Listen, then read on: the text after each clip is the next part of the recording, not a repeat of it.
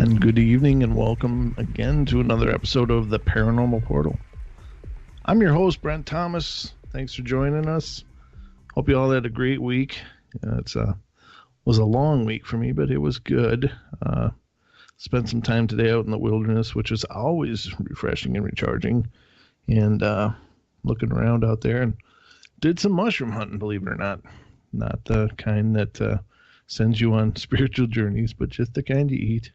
I'm trying to learn about those kind of things because I think that's some of the knowledge that's getting forgotten.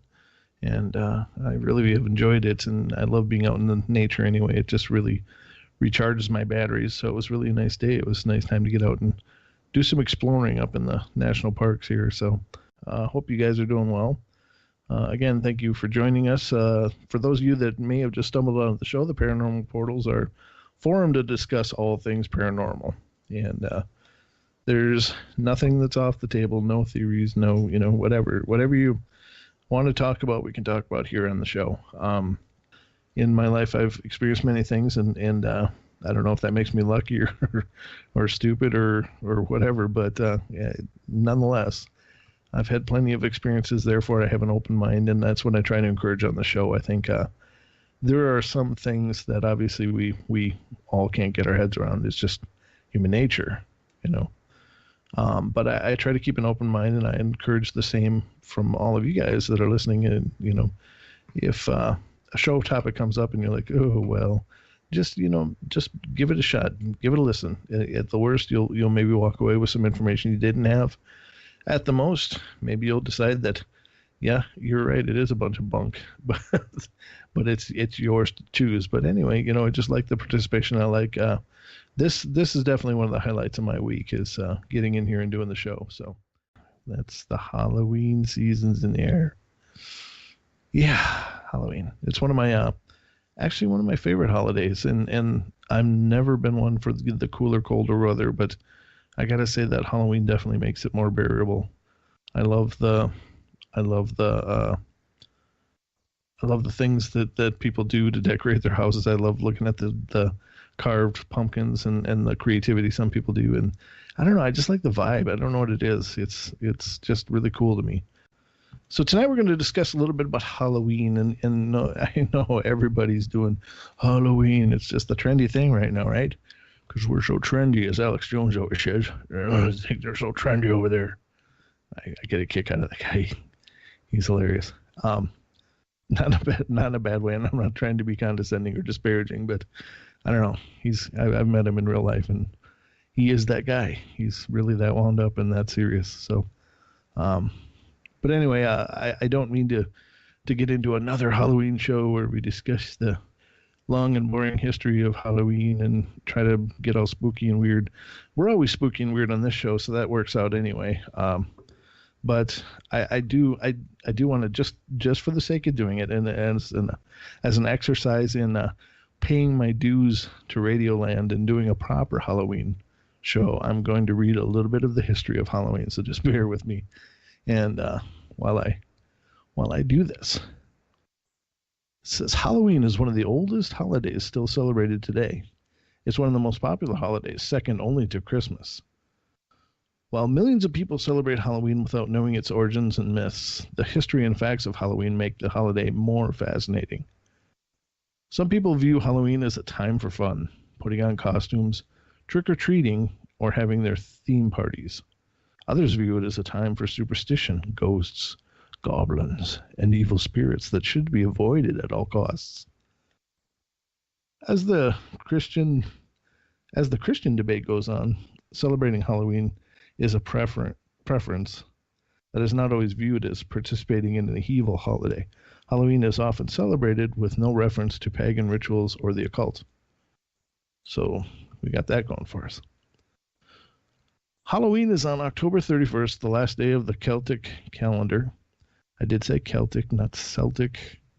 Correct pronunciation is Celtic. It was originally a pagan holiday, honoring the dead. Halloween was referred to as All Hallows Eve and dates back to over 2,000 years ago. All Hallows Eve is the evening before All Saints' Day, which was created by Christians to convert pagans. and it is celebrated on November 1st. The Catholic Church honored saints on this designated day. While there are many versions of the origins and old customs of Halloween, some remain consistent by all accounts. Different cultures view Halloween somewhat differently, but traditional Halloween practices remain the same. Halloween culture can be traced back to the Druids, a Celtic culture in Ireland, Britain, and Northern Europe. Roots lay in the Feast of Samhain at Samhain, Samhain, which was annually on October 31st to honor the dead. Now, in my research, I was told it was pronounced Samhain, but it's spelled Samhain. I don't know why that is, but anyway, Samhain signifies summer's end or November. Samhain was a harvest festival with the huge sacred bonfires marking the end of the Celtic year and beginning of a new one. Many of the practices involved in the celebration were fed on superstition. The Celts believed the souls of the dead roamed the streets and villages at night. Since not all spirits were thought to be friendly, gifts and treats were left out to pacify the evil and ensure next year's crops would be plentiful. This custom evolved into trick-or-treating. And so now all those evil spirits are now our children, dressed up to beg for candy. It's a glorious holiday. Photos being posted. So that's the history in a nutshell of Halloween, and it's as much as I'm interested in relaying, because it's pretty much like being back in school and a lot of mundane information that nobody needs anymore.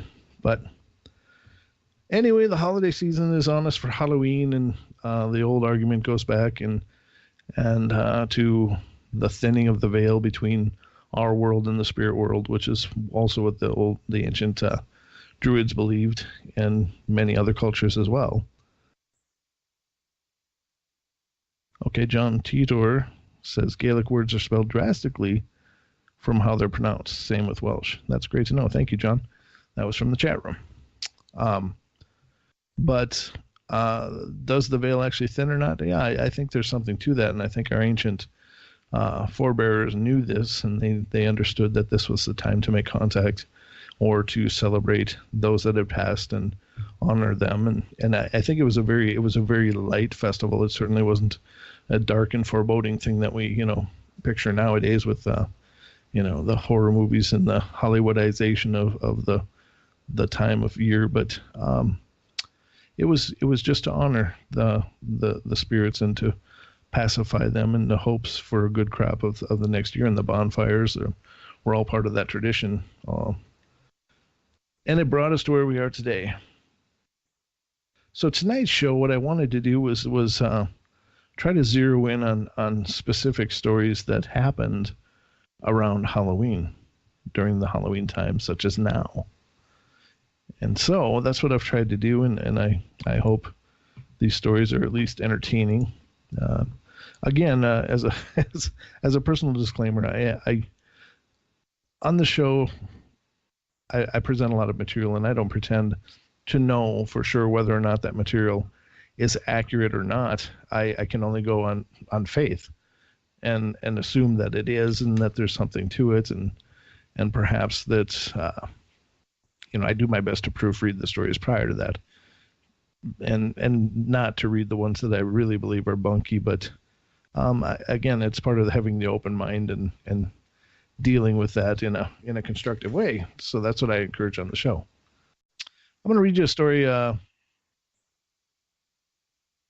called. It's apparently a true story. It's kind of compelling, kind of interesting. This one is called. It's from June Fisher. It's from a website which was very brief, and I was a little disappointed in it. But it's the only one that doesn't have ads playing on it right now, so that's the one I'm going to read from.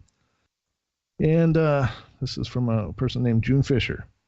This is a true story. My father died in 1991, 3 days before Christmas. I was only 7 years old. He died in our house. After that, my mom and two brothers and I would hear strange things like in the hallway at night. You could hear someone walking back and forth. You could also hear someone humming, which was what my dad used to do. The cupboards in the kitchen would open and close. Once I had one of my friends sleep over, and I didn't tell them anything that was happening. We were in my room and my friend said that she heard a noise. I just said, "You're probably hearing things." Then my door opened up and slammed really hard. We got up fast and ran to the door to see if anyone had done that, but there was no one there. It was just strange. Then we went back over to my bed and started talking and laughing. We heard someone coming and we thought it was my mom, so we stopped talking. There was no one there again. We just heard footsteps. My friend got scared and said she wanted to go home, and she did.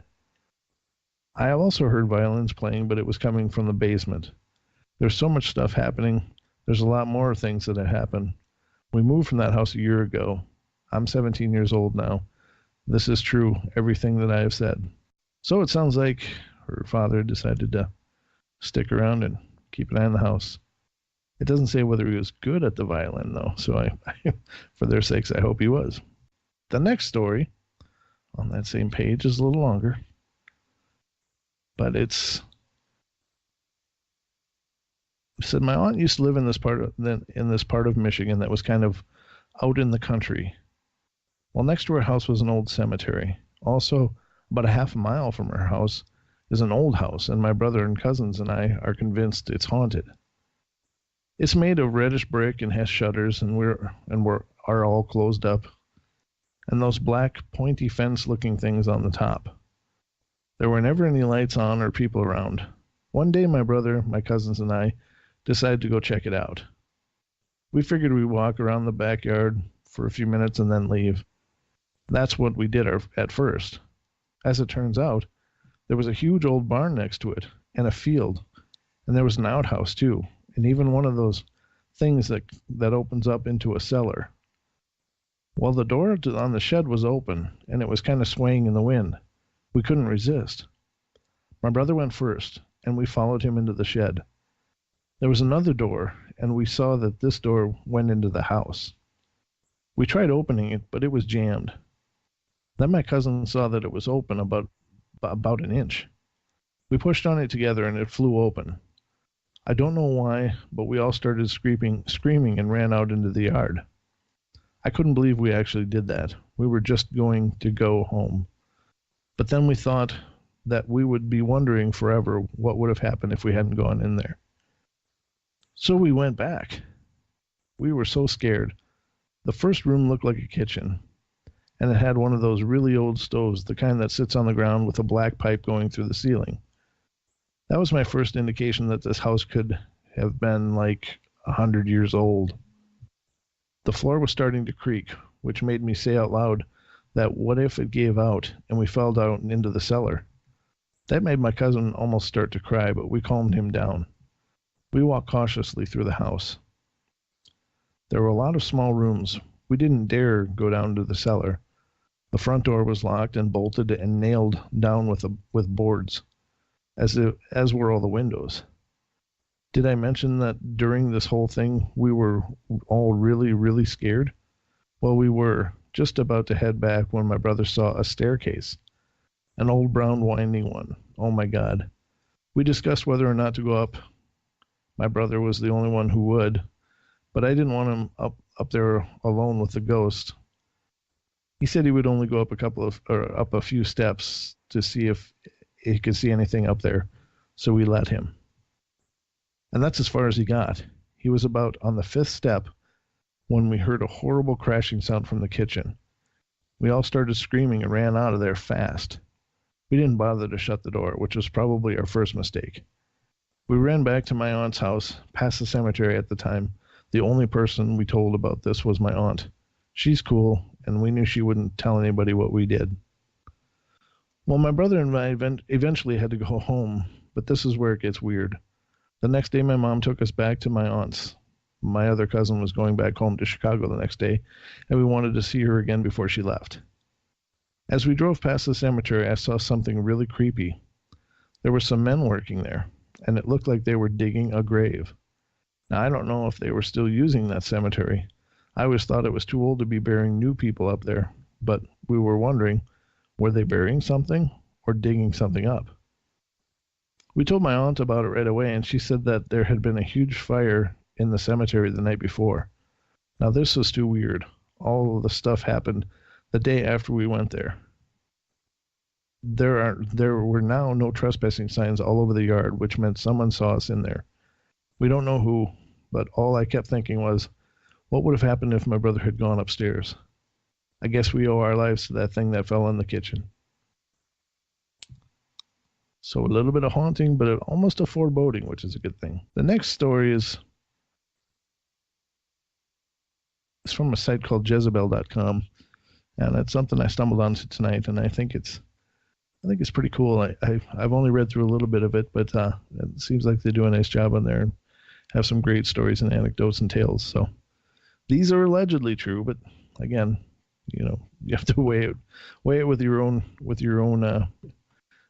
discernment. It says, the little girl who wasn't. I lived in a house from hell for 4 years.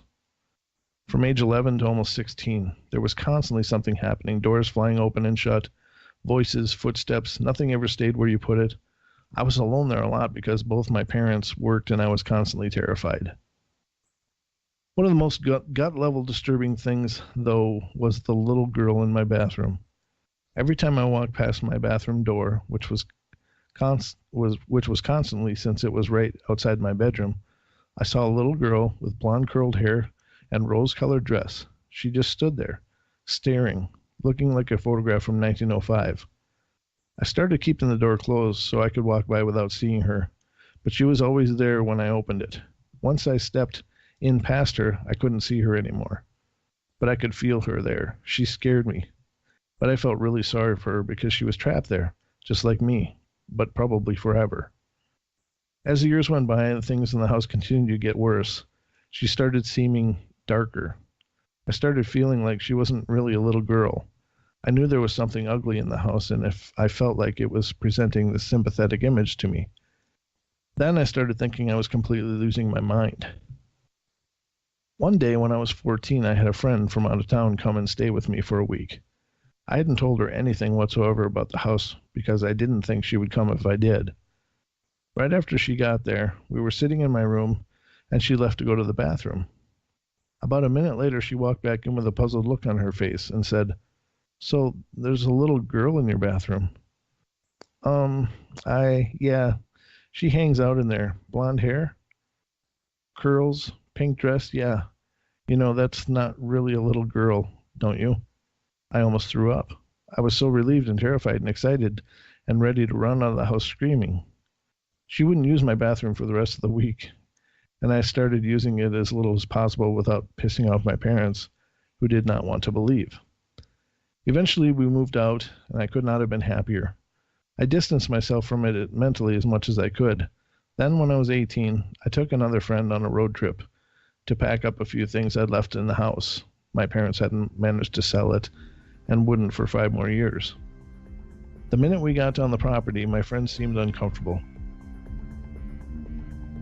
I guess I'll have to finish this on the other end of the break. I'm sorry about that, but we'll be back in a few minutes.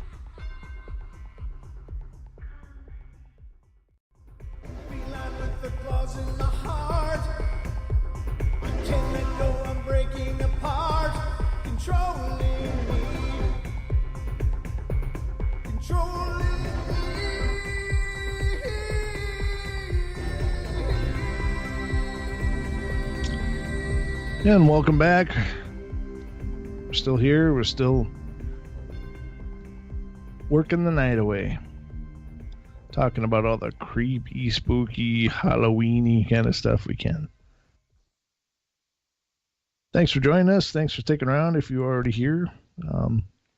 We were just in the tail end of a story where a lady lived in a house and there's a little girl in her bathroom, a little girl spirit. She would walk by and the girl would disappear if she entered the bathroom, but it became darker and darker, and her friend came over and had experienced it as well and wouldn't use the bathroom. And so we're currently at the point where they were going to go back and pick up some stuff from the house that she used to live in where this little girl spirit had been haunting. So we'll pick it up there. So she says, eventually we moved out and I could not have been happier. I distanced myself from it mentally as much as I could. Then, when I was 18, I took another friend on a road trip to pack up a few things I'd left at the house. My parents hadn't managed to sell it and wouldn't for 5 more years. The minute we got on the property, my friend seemed uncomfortable. When we came around the bend in the long, steep driveway, he went completely white. I could tell something was wrong, but he insisted he was okay.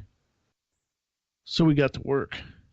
After a while, he asked to use the bathroom, and I directed him to mine.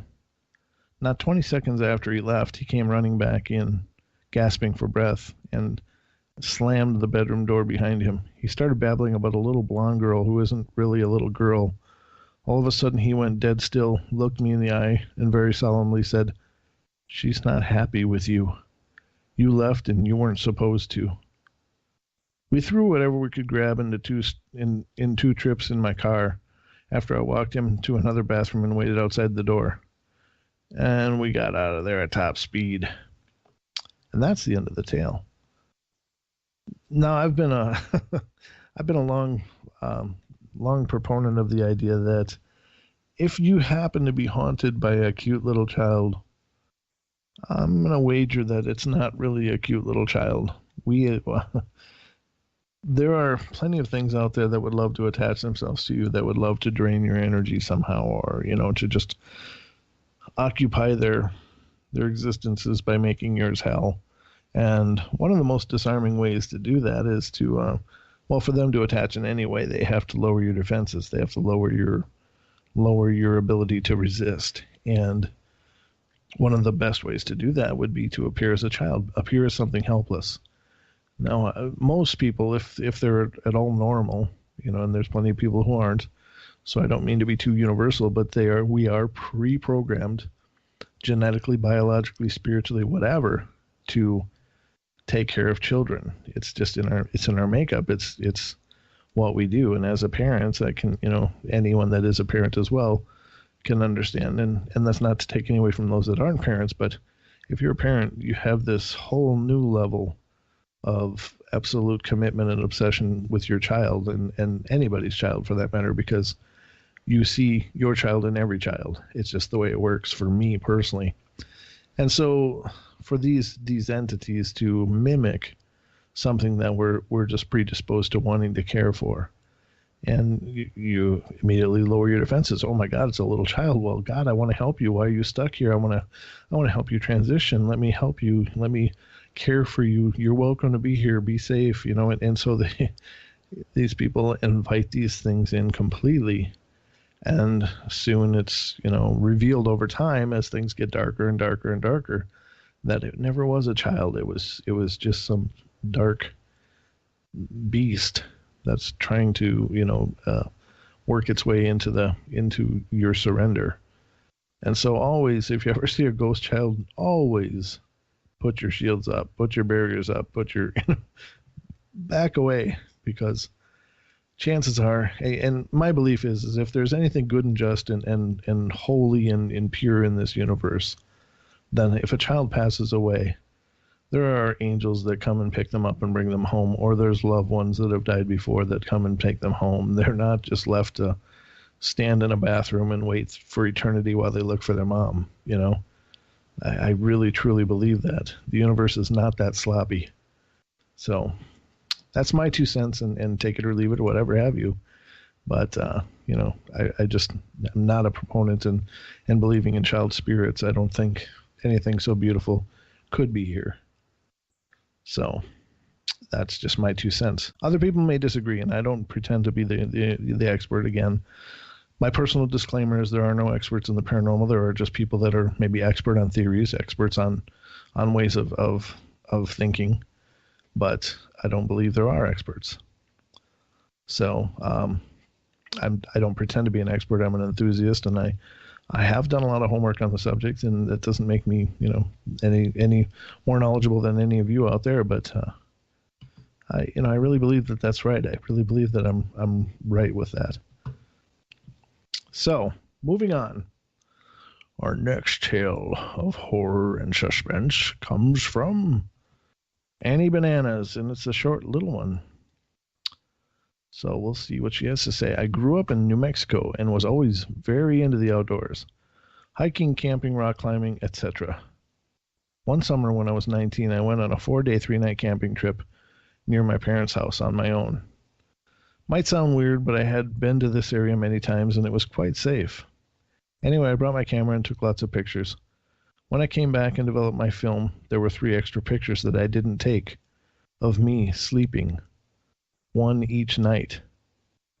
None of my stuff was missing or stolen, and nothing happened, but it freaked the hell out of me.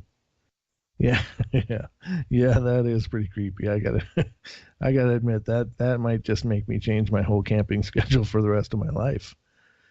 Camp with a buddy from now on, always. The end. Wow. Again, I don't pretend to know that these are all true, but if that is true, that is just all kinds of creepy. That's just a whole new level of creepy. This one's called Losing Yourself in China from Nilly.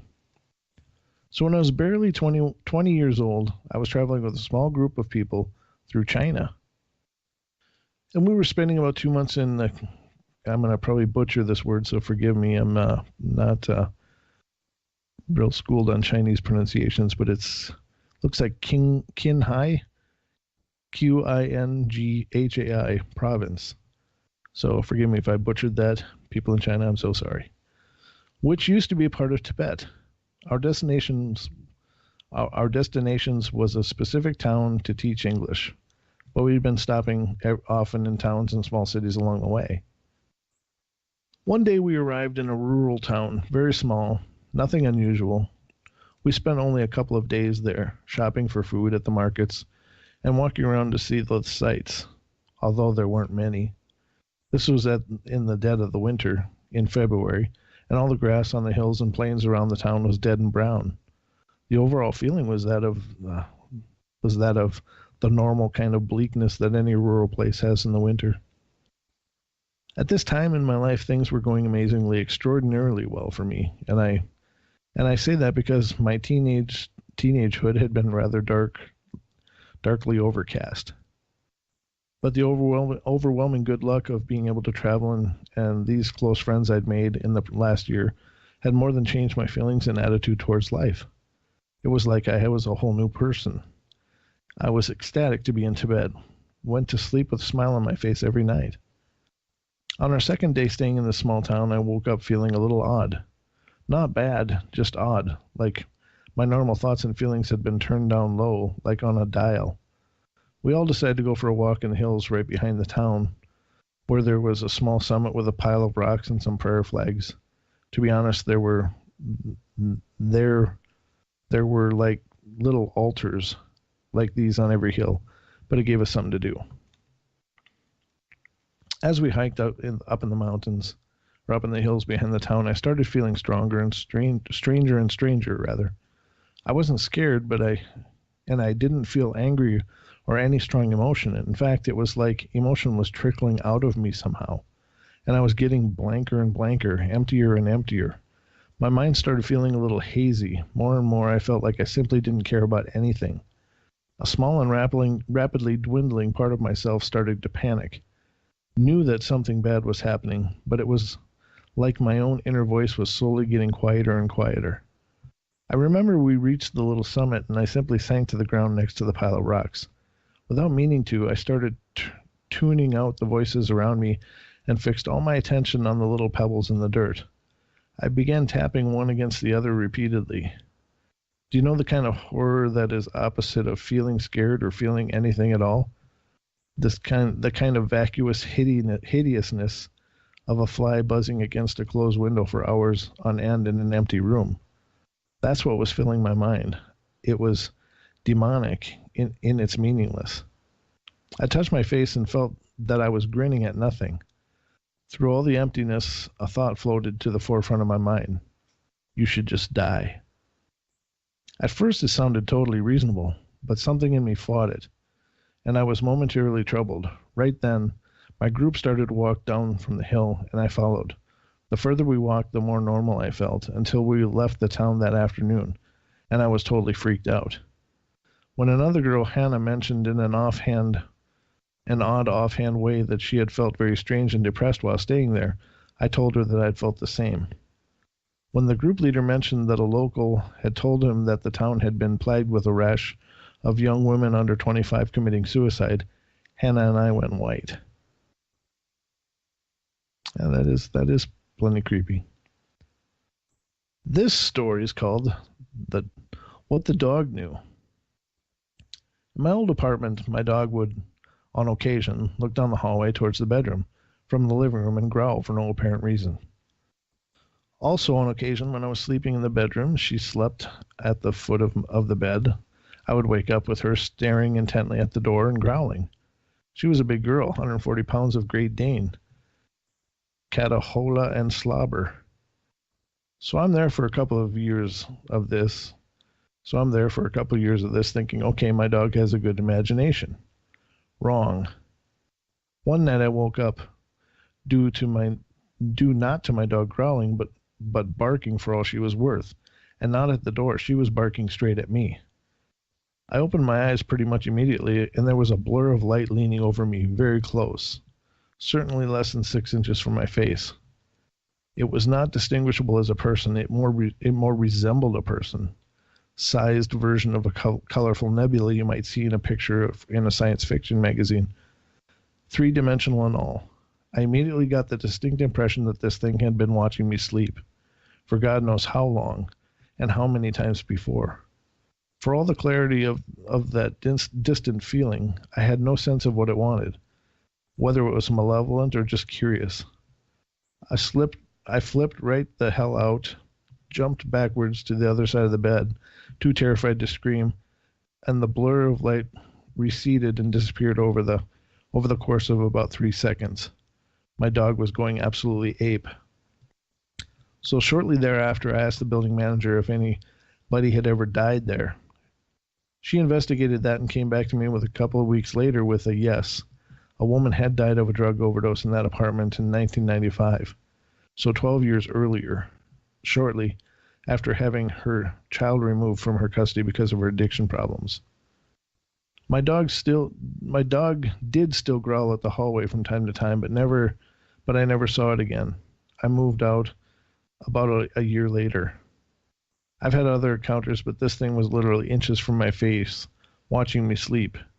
Getting shivers now just writing about it.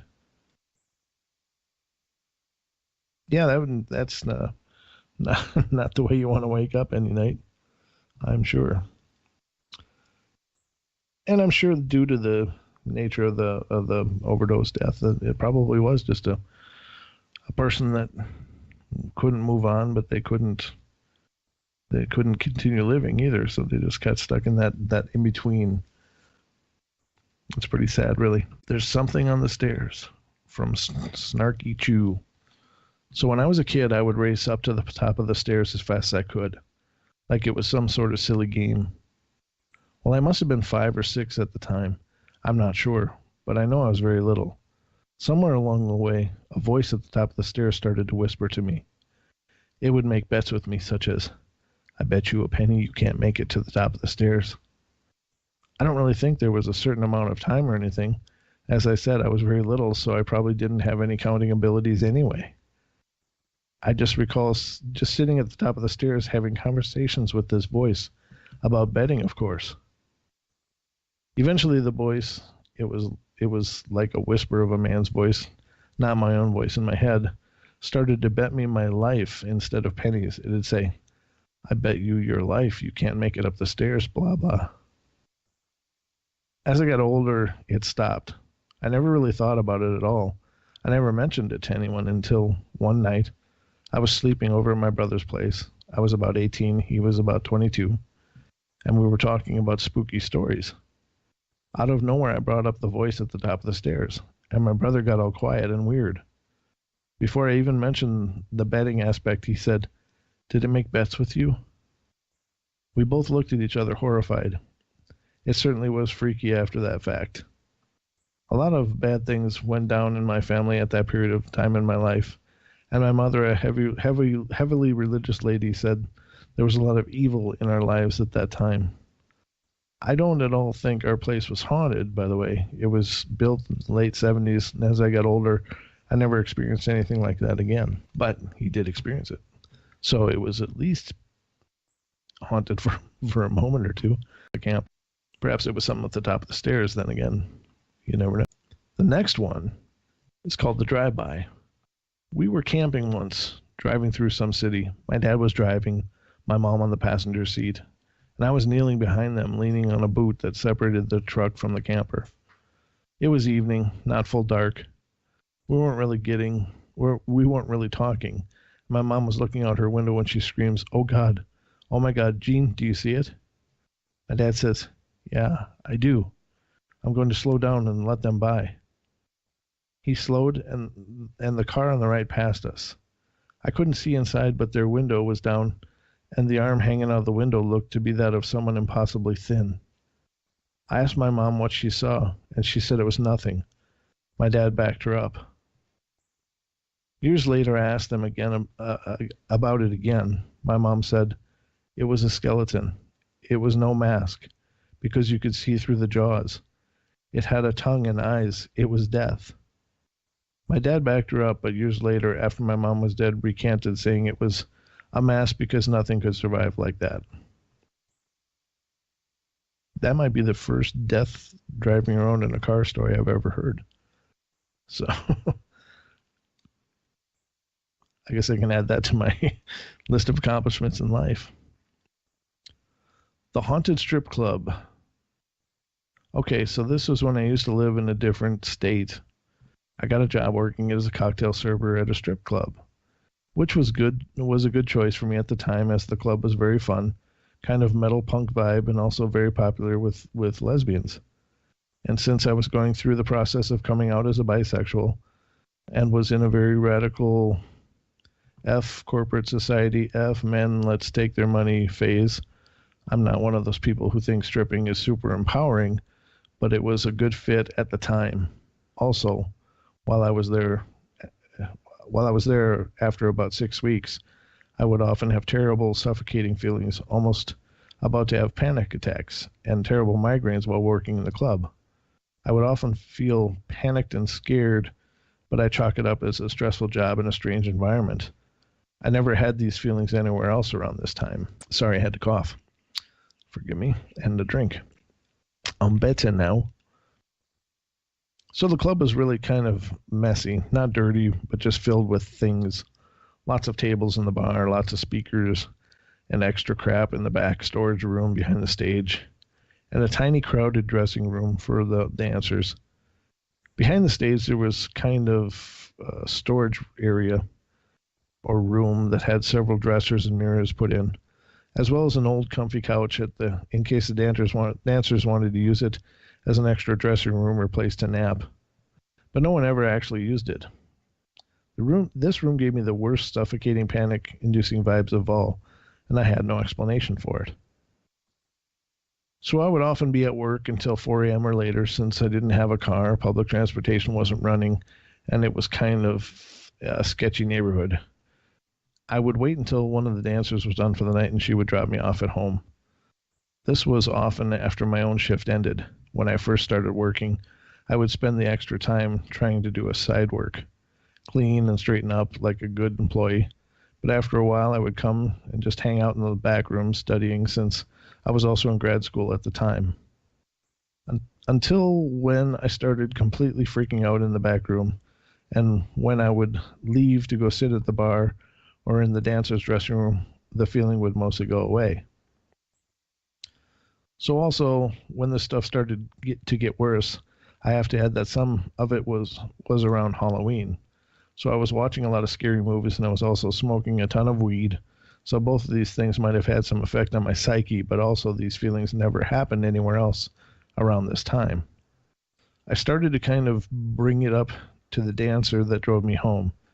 She said the back room has also creeped her out, but didn't go into any detail. So one night after closing, I was carrying a box of extra glasses into the back room. I heard the most terrifying sound of my life. It was like from a horror film, like a long screech, almost like electronic music, but just one tone, almost like a chainsaw that reverberated around the entire floor and walls. I dropped the box, screamed, and ran out to the floor. The bartender said he had heard a noise as well, but not as loud as me. And without the vibrating floor and walls, and started checking the sound system, telling me some of the music equipment had probably started screwing up. This happened at least 5 more times while I worked there. Sometimes other people heard it, sometimes just me. Always when I was walking into the back room. Twice then, it's just great when you get text messages and your phone's on vibrate. Sorry about that if you heard it. Twice when I walked into the back room, the light would flicker off and would be replaced by a red glow. Like someone had put a red light bulb. Both times that happened, I ran out, got the bartender, and we would check the light. It would be totally dead, not working. After a while, I was constantly shaken and didn't want to tell him every time something happened, since I was afraid they would think I was crazy. After the noise and the red light, I would never go into the back room, even when I should have been cleaning it. One time I was standing in the hall between the dancer's room and the back room, half-heartedly sweeping the floor and staring into the back room. I was starting to feel the panic in my chest. I kept telling myself to look away and look into the dressing room, but I couldn't stop staring, like I was transfixed. And in the corner of my eye, I saw a reflection in the mirror, set up leaning against the dresser in the back room. I forced my head to look, and I saw in the mirror 2 legs in black ripped tights, floating about a foot from the floor, swaying back and forth. I threw the broom, screamed as loud as I could, and ran to the bar.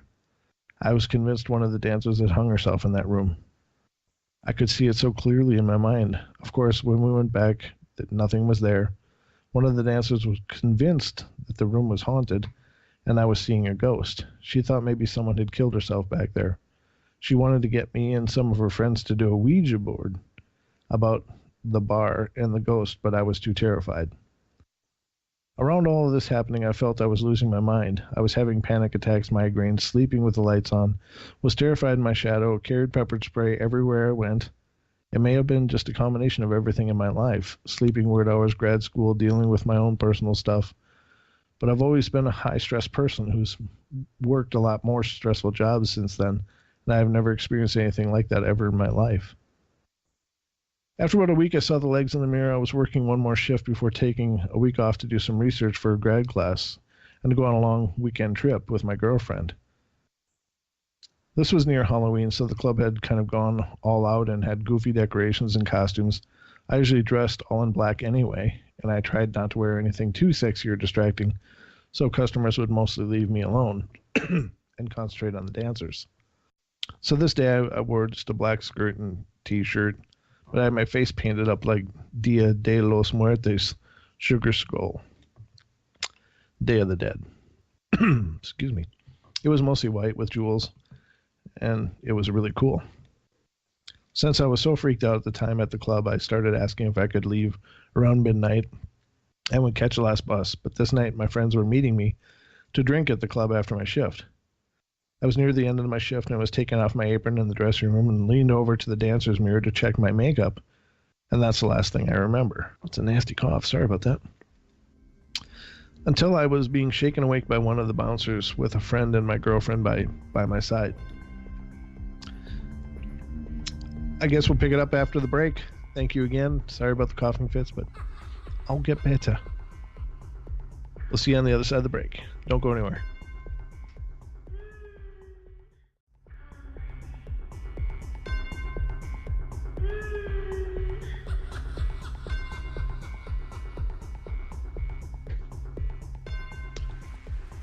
Welcome back to hour number 2 of the Paranormal Portal. Thank you all for joining us. Thank you all for sticking around for another hour. Hope you guys are liking this new 2-hour format. I'm personally really liking it. I really appreciate that we can cover a lot more ground and have deeper conversations and just have more room to work with. And it's been a lot of fun for me personally, but I know that it was suggested by several of our listeners that the show was too short and we needed to extend it. So to all of those who suggested it, thank you very much. I appreciate your feedback, and we did listen. So now you're stuck with me for 2 hours. That's all I got to say. So if you'd like to call in, board is open. It's 866-37-TRUTH, TRUTH, or 866-378-7884. And if you have some experience of your own that perhaps happened around the All Hallows Eve, and you'd like to share it, we'd love to hear it. Please feel free to call in. I'll keep an eye out for it. So continuing on, we had the woman who was a cocktail waitress in a exotic dance club, and she'd been experiencing this weird room and weird reflections and having problems, and now she went back with some friends and was done with her shift and was changing and passed out. So we're going to pick it up there. So let me see where exactly that is. Thought I lost my spot. Derp. Sorry about that. I was near the end of my shift and I was taking off my apron in the dressing room, leaned over the dancer's mirror to check my makeup, and that is the last thing I remember. Until I was being shaken awake by one of the bouncers with a friend and my girlfriend by my side. I was in the haunted back room, laying on the couch, and my face paint was completely smeared all over my face. They said I had disappeared for about 45 minutes until they went looking for me and found me asleep, and had been trying to shake me awake for almost 2 minutes. I was completely hysterical. I had no idea what happened.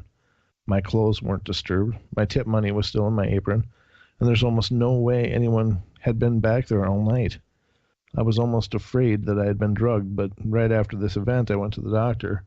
No health insurance, so this is a big deal to me, and got checked out and had them give me an MRI since I was afraid I had a brain tumor or something that made me lose my mind.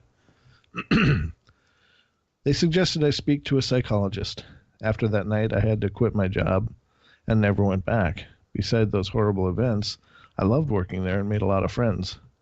But I absolutely lost my mind, and once I left, I never felt any of those feelings or saw anything like that ever again.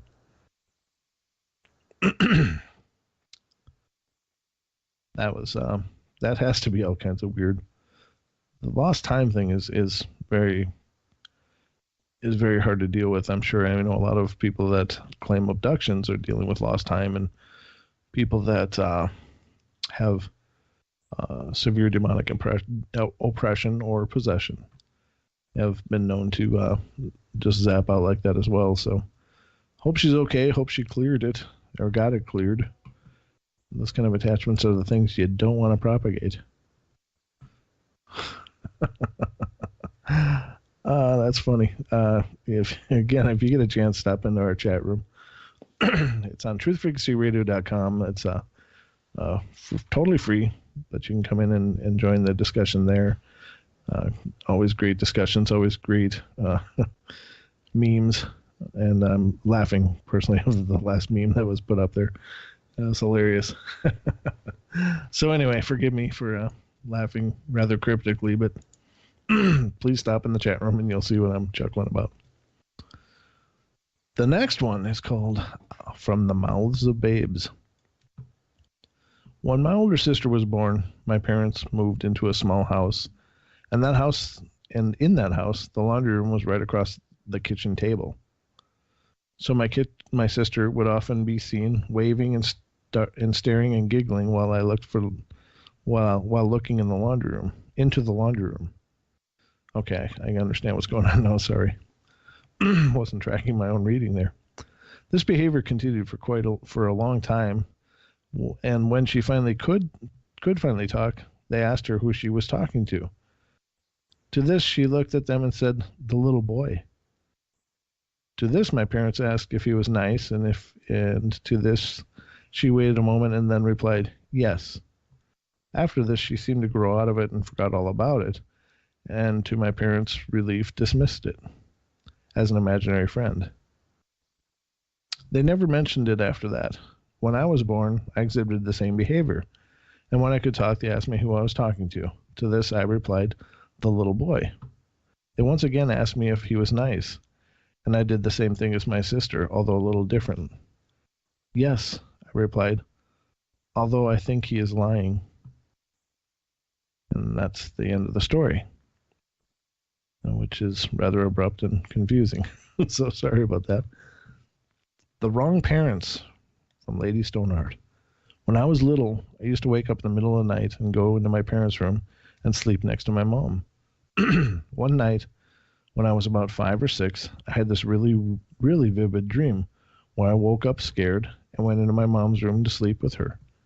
When I went in, however, there were a set of parents on the bed and a set of identical parents on the floor. I instinctively knew in my dream that I had to wake the right parents because the wrong parents were evil. So I chose the parents on the floor. I distinctly remember thinking that the evil imposter parents would try to trick me, so I chose the parents on the floor. When I went over to the parents on the floor, they both opened their eyes, and where their eyeballs should have been, it was just bright glowing red. And that is when I actually woke up. Being a scared little kid, I, of course, went right in my parents' room to sleep next to my mom. There were a set of parents on the bed and a set of parents on the floor. I literally pissed myself. The second set of parents was actually a pile of unfolded laundry, but I will never forget that fear that struck my little 6-year-old heart at that very minute. Yeah, it's all kinds of creepy. This is called the truculent truck. I assume that's pronounced truculent, Truculent. We've never figured this out, and now the 3 living witnesses have to be good and drunk to discuss the whole thing. I was 7, my brother 10, my mom in her early 40s, and my grandmother, her mom, in her 60s. We were all cogent.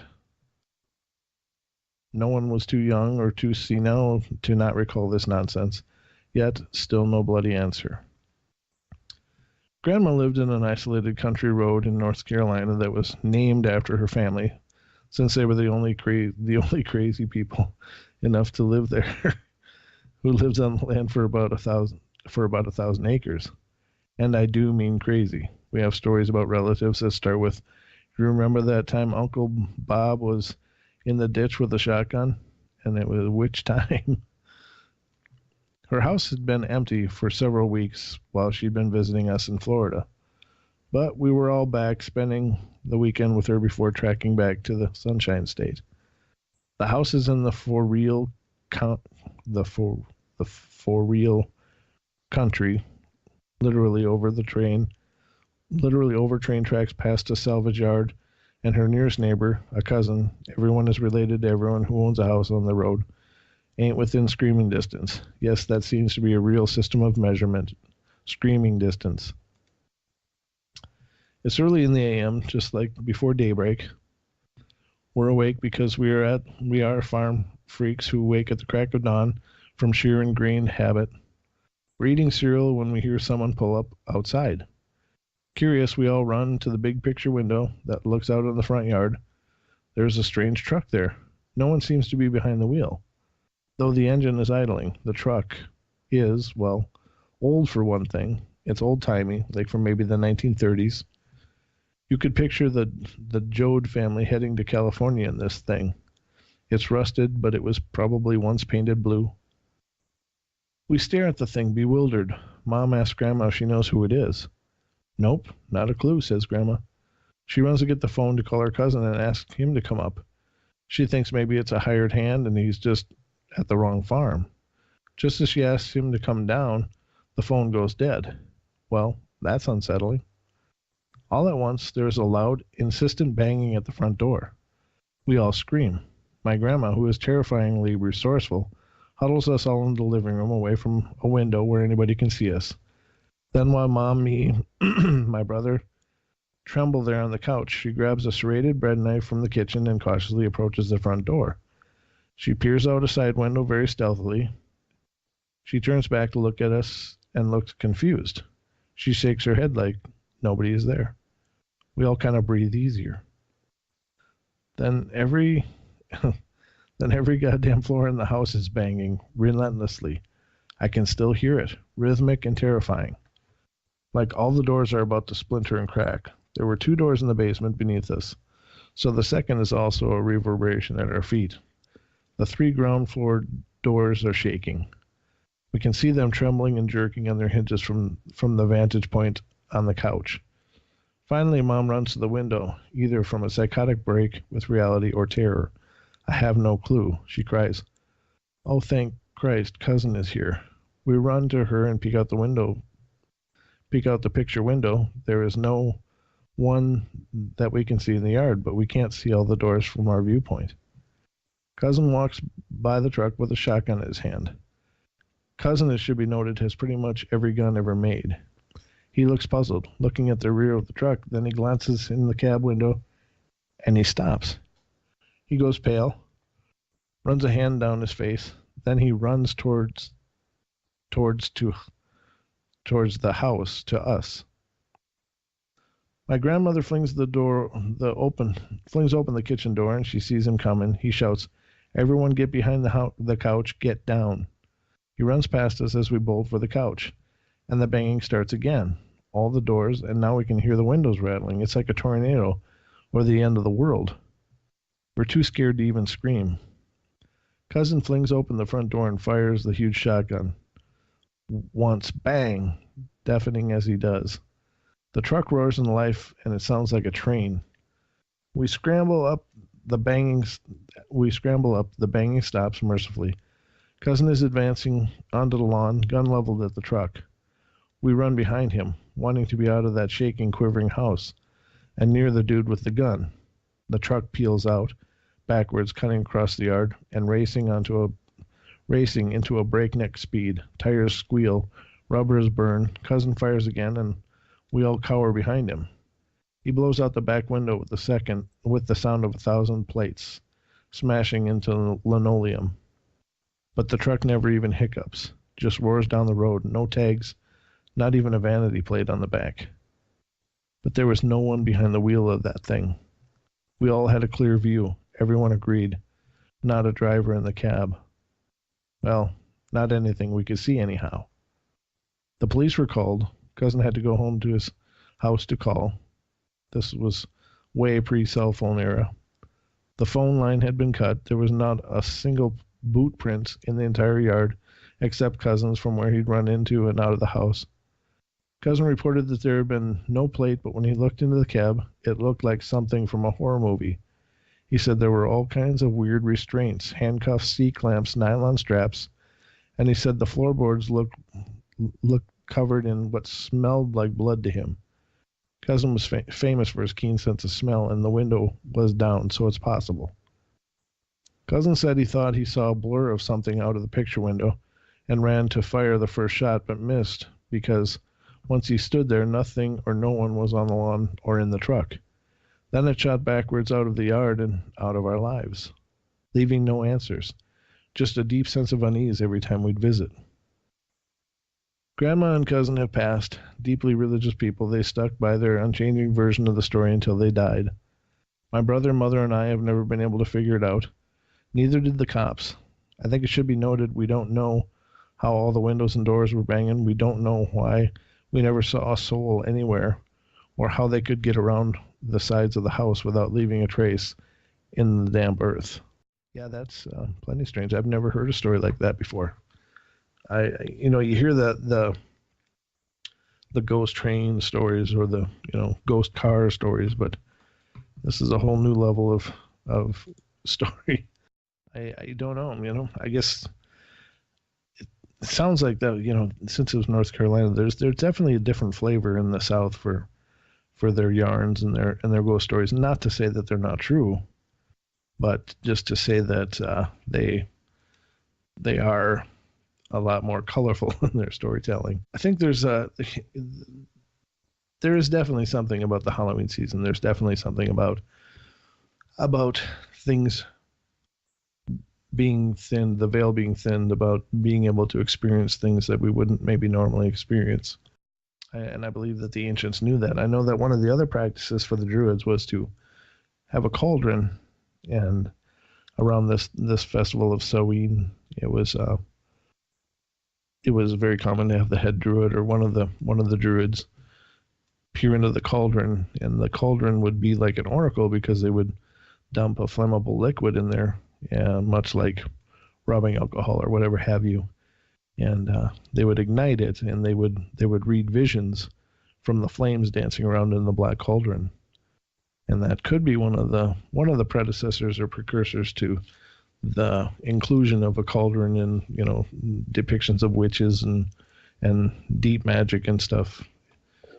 But it truly was part of the druidic culture, and it was around this time of season. I'm sure it was Samhain. I don't know, maybe it was on the Spring Beltane Festival as well, but I'm not sure.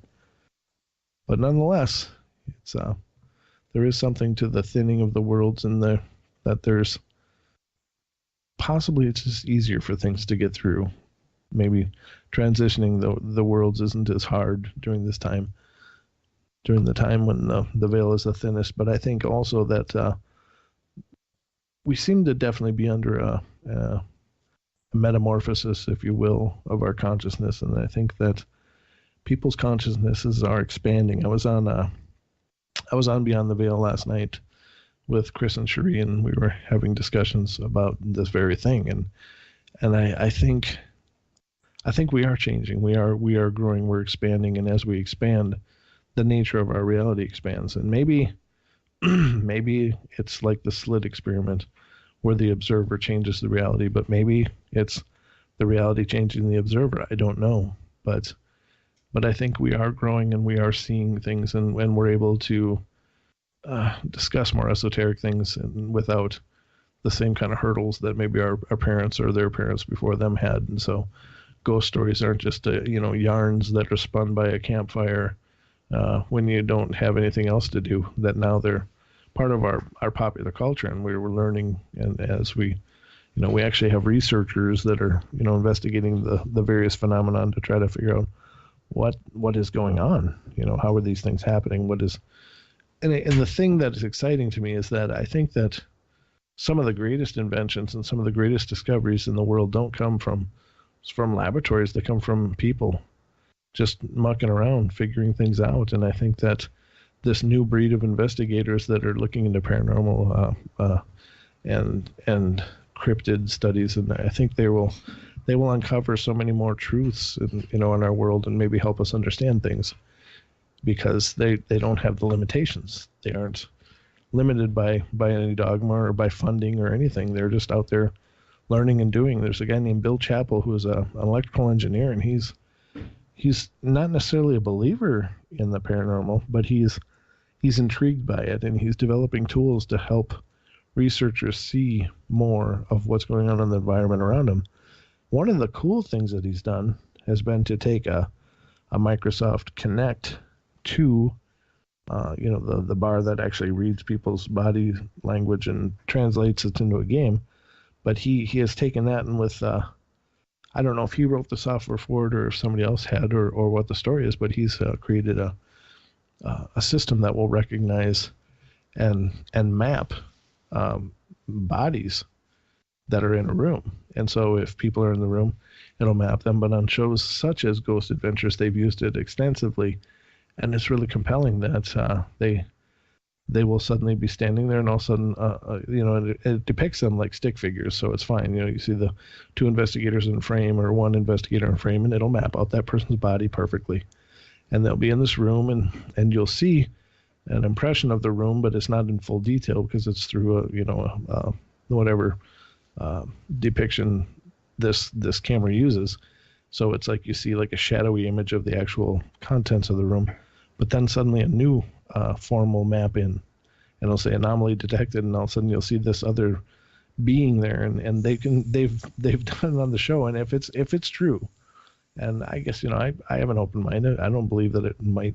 I believe that it might be true, and that they can say to these entities that appear like, "Hey, hold up your hand," and they will do it. And suddenly the Kinect will map this figure holding up a hand, and it'll whenever they ask him, "Oh, okay, reach out and touch my hand," so you'll see the person's hand that's mapped already, and you'll see this being's hand touching them, and they go, "Oh gosh, I feel colder on my hand. Is it touching me?" Yeah, it is. It actually is on the screen. So, I mean, these are the kind of inventions that I think will really help us define this and maybe learn about the phenomenon from more of a logical level, and not just superstition and belief. Not that there isn't truth to all of it. It's just a different manner. But I think the more I think the more that we can, learn, the better. So, our next story is The Troll.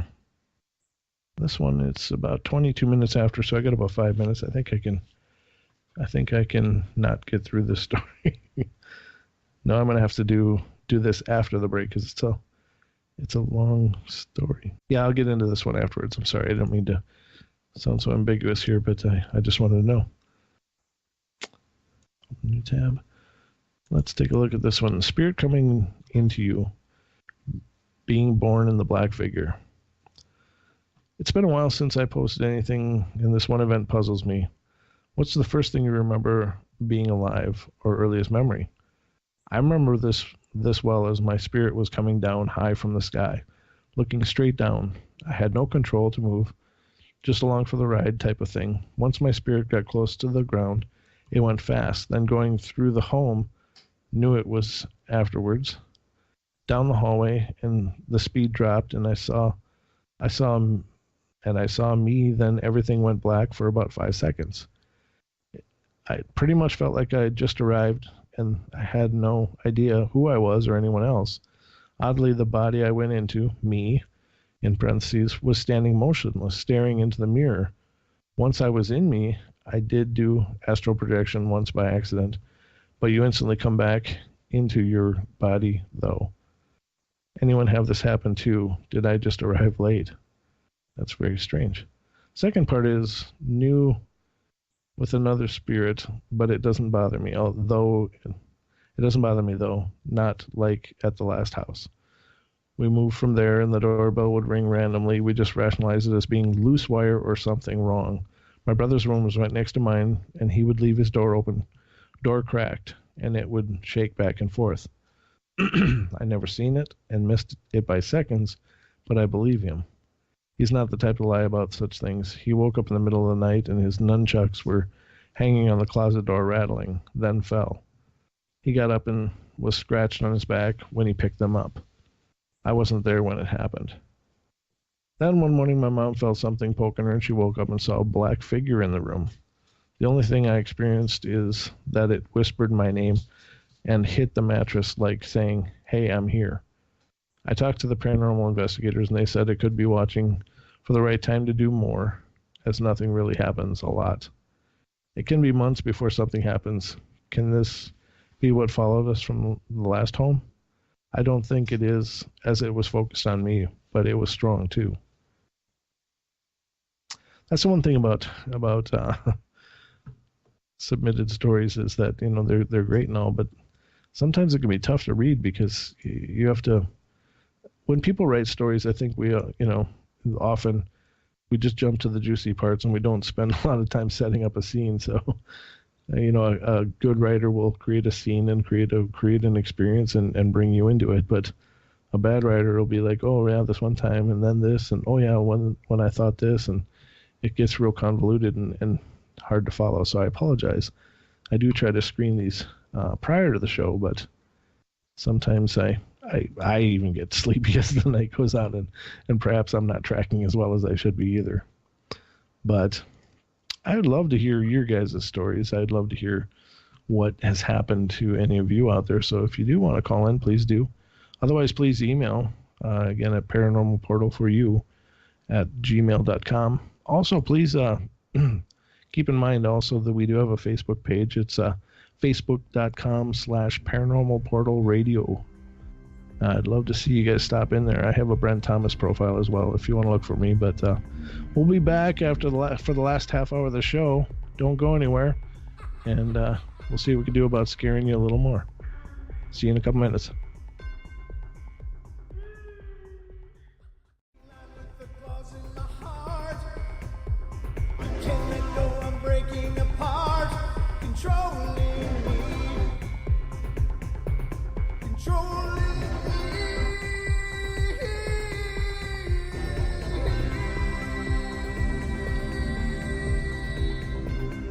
Welcome back, as we now enter our last half hour of tonight's show, and we move a little bit closer to our Hallows Eve.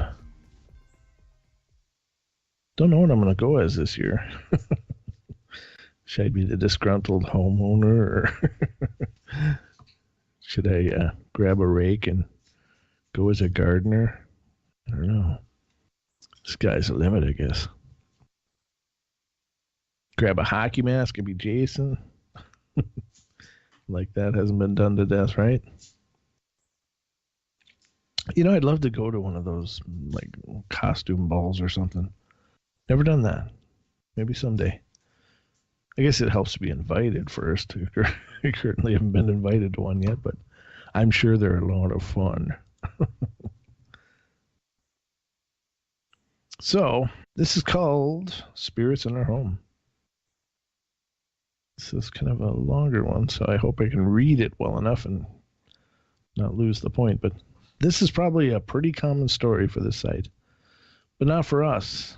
I'll try to be as specific as I can, but most of this is about my wife's experience, and she doesn't want to talk about it or relate it to this site. Not because she doesn't believe in the spirit world, she just believes that the spirits get stronger the more you talk about them. Me, I understand that there are spirits and ghosts. I just don't get it. How can they be in our home? We are the second owners of this home. As far as we know, nobody has died here. We didn't invite them, and according to my wife, they are not our relatives. We both live we are both in our 50s, have been married 40 years. Well, that's sweet. That's nice. Don't hear that very much anymore. We love each other very much, and we communicate well. We communicate how we feel and what's going on in our lives. We have 3 grown-ups, boys. The oldest just turned 40. They struggle with staying employed, making an income. Other than that, they are good kids. My wife, I'll call her Erin, tells me she's seen 2 spirits, both male and young. Erin is the one that sees the spirits. I don't. I can kind of feel them, but I don't see as she does. She tells me one is fairly good-looking white male and maybe his early 30s or late 20s with light-colored hair. The other is a dark-haired male, kind of gruff and a little older. They seem to bother her at night and only when we are in bed. By bother, I mean touching, poking her, playing with her hair, or blowing in her ear. This is what she tells me. Erin really doesn't like to talk about her experiences, especially in our home. She thinks they get stronger when we talk about them. Stronger as in more open, more apt to do stuff. It took a lot for Erin to open up to me and tell me what was going on. I mean, she would say, "Ben, I need to talk, but not here." And then we were out of the house or on a drive. She would tell me of the things that were happening. Like I said, touching, messing with her hair, blowing in her ear, just enough to let her know that someone was there. So lately I've had my own experiences. Once again, in bed, just going to sleep, I feel someone poke me in the ribs. Not hard, but a tickle. Always a tickle with me. A poke in the side, and always the downside, next to the mattress. Just when I'm dozing off and in dream world, not quite fully asleep, but not awake either. It's happened a few times, and when it happens, I wake up. It dawns on me that this is real, and I say aloud, "Stop it," and it does. But what the heck is going on? Erin tells me it only happens to her in bed, and me too. Yes, I know it's a dull story, but Erin is really upset that this happened, and she is concerned that these spirits could get stronger and more bothersome. Me, it doesn't bother me as much, but when they bother my wife, it bothers me too. I've grown up around stuff like this, big deal, but Erin is getting worried, and that is what bothers me. I want to know how to communicate with these spirits, to maybe find out who this is and tell them to leave her alone, because it bothers her a lot. I can relate more if there's someone interested in helping. How can I find out who this is and what they want, or whether here? Seems to be at an early stage of haunting. We don't want it to progress into something bigger. No, that would suck. Especially when you're going to sleep. Sleep is kind of a sacred thing. It's like, whatever you've done in your day, by the time you get to bed, you're pretty happy to be there. And the last thing you want to think about is just, dreaming, just going to sleep. You just want to move into the rest. And then to have something sitting there poking and breathing into your ear and stuff. Yeah, that would be a little that would be a little trying of the patience. This one's called the Selvage Ghost. Selvage as in Selvidge. So it sounds like a place and not like salvage like Sanford and Son. I don't know why, but I keep getting that song stuck in my head. The Sanford and Son theme. And I realize I'm dating myself and sharing with you how long I've been gracing this earth. But yeah, Sanford Son theme. It was a funny show. But wow. It was my first day in middle school. I remember being super eager to talk to everybody and make as many new friends as possible. As a result, I met a ton of new people, including some of the older kids, which was a super big deal back then. At one point, someone had mentioned to me that there had been a car accident out in front of the school some years back. The person in the car accident had apparently hit a tree or something and managed to make their way to the front door of the school before passing away. Oh, that's tragic. Oof. Whether the story was true or not, I wanted to believe what my friends were telling me. Anyways, there was a girls' bathroom at the front of the school right as you walk in the door to the right-hand side. For some reason, I always got the creeps by it because for some reason nobody ever seemed to go in there. Though you would think it would be the most popular of the bathrooms, seeing as it was so close to the front door of the school and the closest to the cafeteria. A couple of months into the school, I joined the theater company and tried out to be in a play. I made it, too. I was very excited to be able to stay after school with my new friends and to be in a play. How our school was set up was really weird. When you first enter the main lobby of the school, straight ahead there were two sets of double doors that led into the cafeteria. When you walked into the cafeteria, to the right was our raised stage, and if you drew back the curtains of the stage, you could see straight into the gymnasium. If you hadn't gone straight into the cafeteria and you took a right at the front of the school, it took you down a long hallway, and you could just enter the gym through its own set of double doors, and across from the gym was the creepy bathroom, just to paint a picture for you. Now it was the night of the play, and all the kids were in the gymnasium getting dressed and ready and reading over their lines, while all the parents were on the other side of the curtain sitting in the cafeteria.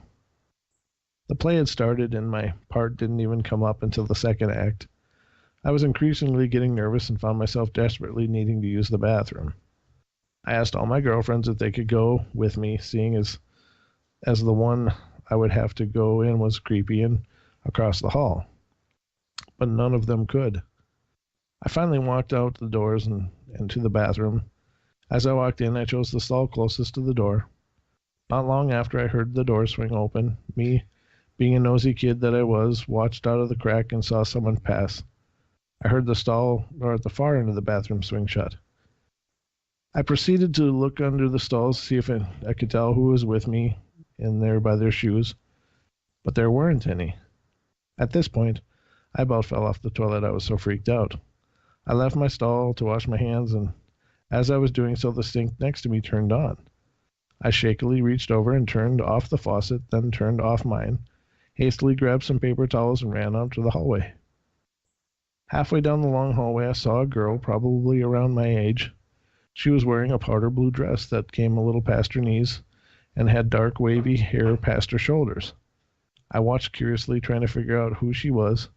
Thinking that she was one of the girls in the play, I wondered why she would be walking down there when the doors were back by me. She walked to the end of the hallway with her back turned towards me and then vanished into thin air.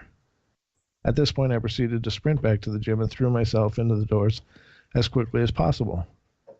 All the kids turned towards me, and a few of my friends rushed over to see what was wrong. I'd gone noticeably pale in the face and was breathing heavily, with my heart ready to pound out of my chest. I recited my story to them as they shook their heads in disbelief. Needless to say, none of the girls used that bathroom for the next 3 years, until we graduated middle school. I truly do believe that something else was in that bathroom with me. Yeah, I believe it too. It's one of those really sacred places is the bathroom.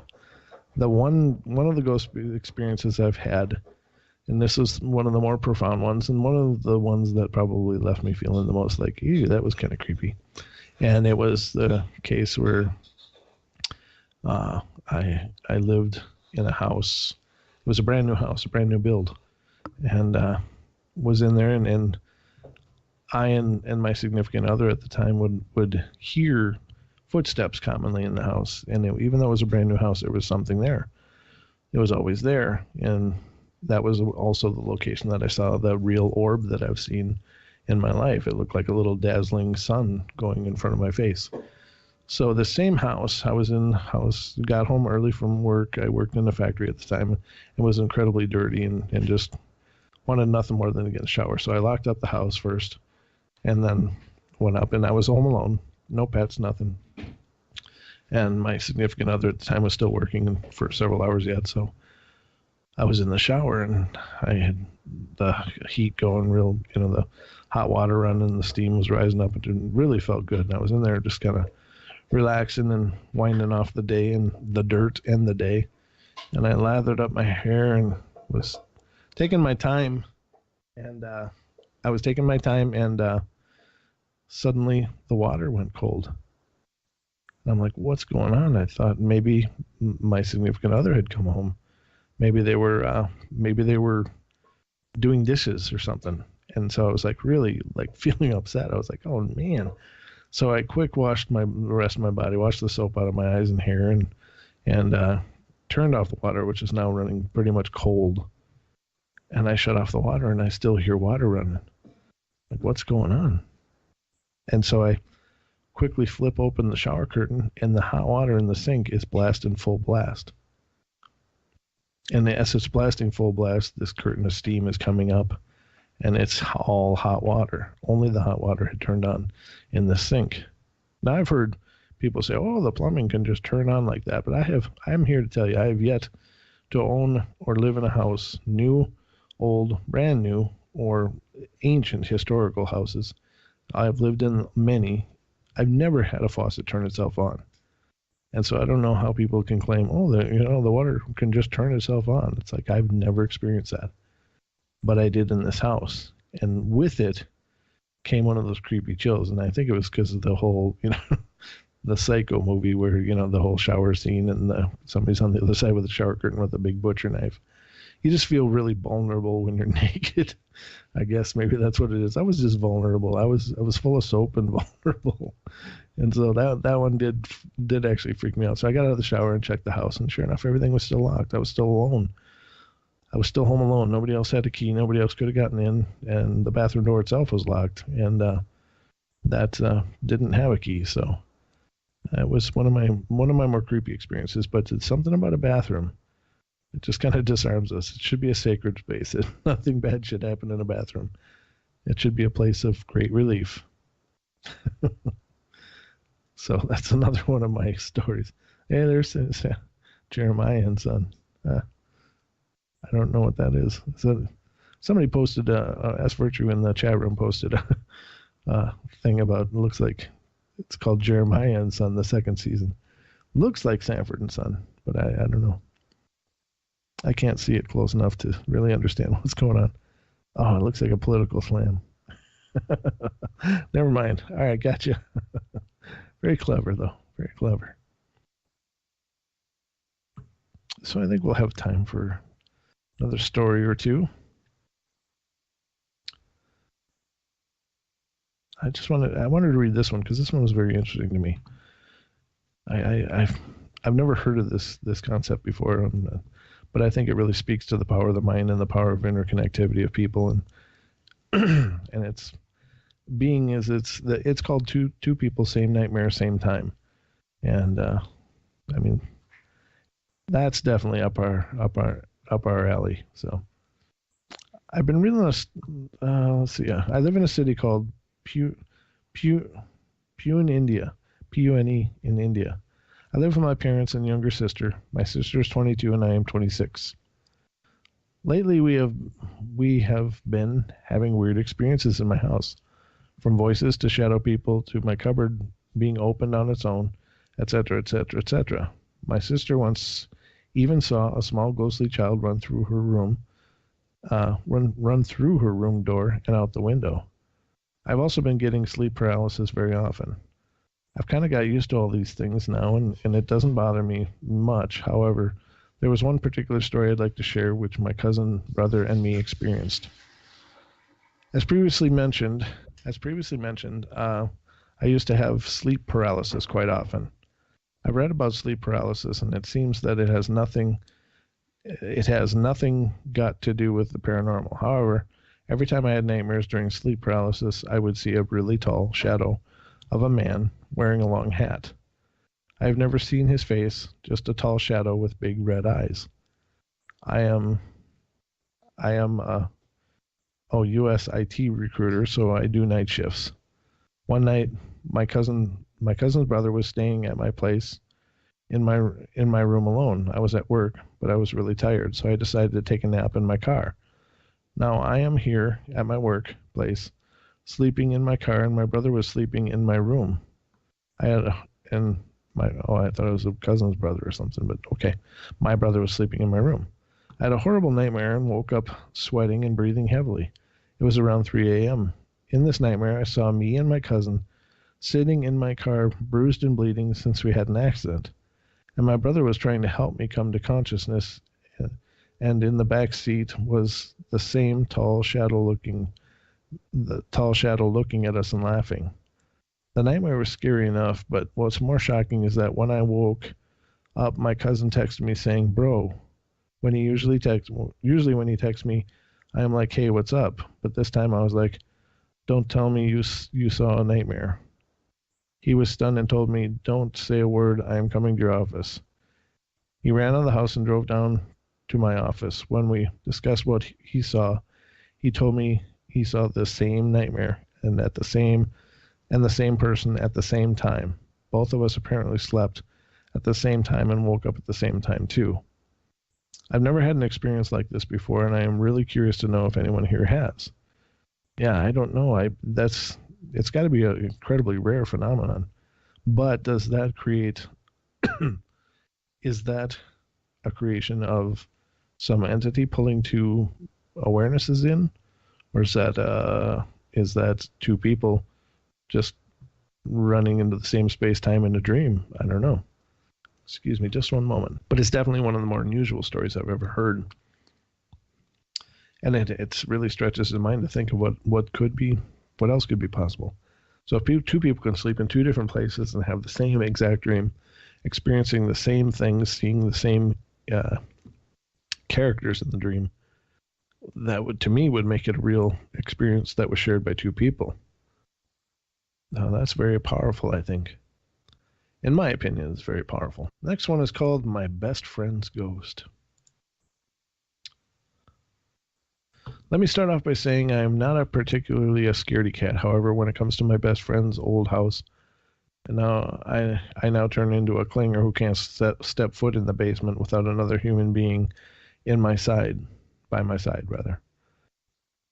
Back in middle school, my friend Christina invited some friends over to play with her Ouija board, and her parents had just gotten her. That's a gift that keeps on giving. Good job, parents.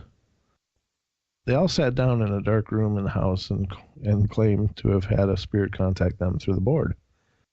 She claims that she had not experienced anything after that until I started coming around. Fast forward to our first year in college. At this point, Christina and I are hanging out all the time. We were practically sisters, with me spending so much time over there. Christina had just moved her bedroom into her finished basement. She had her own living room, complete with pool table. Off to the right was her bedroom door, and a little further to the right was a concrete hallway leading to the bathroom. My first unnatural experience I had in her house was one night during the winter months. We had a few friends over to watch movies and order in Chinese food, and we ended up being snowed in. By the time everybody should have been going home, it had snowed so much that we all decided to just stay the night. Everyone ended up sleeping in the basement, with the girls in Christina's room and the boys in the basement living room on the couch. I was sleeping on an oversized beanbag, a good 15 feet away from the bed, when I suddenly woke up in the middle of the night, the only light in the room coming from an alarm clock. I look over to see a dark figure who I thought was Christina standing at the foot of her bed. She was just standing there doing nothing. Not wanting to wake anyone else, I whispered, "Christina, what are you doing?" She seemed not to hear me, so I said her name again. Still nothing. I then glanced further up at her bed and saw that she was lying in her bed fast asleep. I looked back at the door of the bed, only to see the figure drop into the floor. At this point, I must have screamed and hid under the blankets. I smushed my face into the beanbag and covered my ears with my hands. At this point, I woke up one of the boys and Christina with my shriek and muffled sobbing under the blankets. According to them, the next day they tried saying my name to get my attention to see what was wrong, but with the blankets and my hands covering my head, I managed not to hear them.